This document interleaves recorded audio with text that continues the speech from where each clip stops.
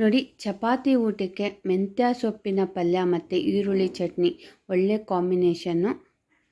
ಮೊದಲಿಗೆ ನಾನು 1 ಕಟ್ಟಷ್ಟು ಮೆಂತ್ಯ ಸೊಪ್ಪನ್ನು ತಗೊಂಡು ಚೆನ್ನಾಗಿ ವಾಶ್ ಮಾಡಿ ಸಣ್ಣದಾಗಿ ಕಟ್ ಮಾಡ್ಕೊಂಡಿದ್ದೀನಿ. ನೋಡಿ, ತುಂಬಾ ಅದ್ಭುತವಾಗಿ ಮಾಡ್ಕೋಬೋದು ಈ ಪಲ್ಯ ಅಂತೂ. ಮೊದಲಿಗೆ ಸ್ವಲ್ಪ ಆಯಿಲ್ ಹಾಕ್ಕೊಂಡು ಸಾಸಿವೆ, ಜೀರಿಗೆ, ಉದ್ದಿನಬೇಳೆ, ಕಡಲೆಬೇಳೆ ಬೇಕು ಅಂದರೆ ಹಾಕ್ಕೊಳ್ಳಿ, ಇಲ್ಲಾಂದರೆ ಸ್ಕಿಪ್ ಮಾಡ್ಕೋಬೋದು.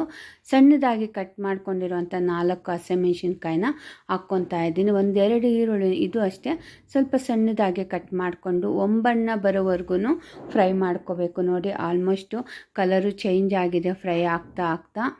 ಈಗ ಒಂದು ಆಲೂಗಡ್ಡೆನ ಕಟ್ ಮಾಡ್ಕೊಂಡು ಹಾಕ್ಕೊತಾ ಇದ್ದೀನಿ. ಇದನ್ನು ಅಷ್ಟೇ ಸಣ್ಣದಾಗಿ ಕಟ್ ಮಾಡ್ಕೊಂಡು ಹಾಕ್ಕೊಳ್ಳಿ.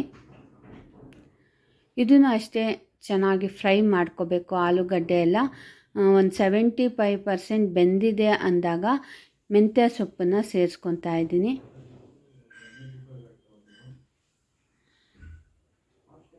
ನೋಡಿ, ಇದಂತೂ ಜೋಳದ ರೊಟ್ಟಿಗೂ ಚೆನ್ನಾಗಿರುತ್ತೆ, ಚಪಾತಿಗೂ ತುಂಬ ಚೆನ್ನಾಗಿರುತ್ತೆ.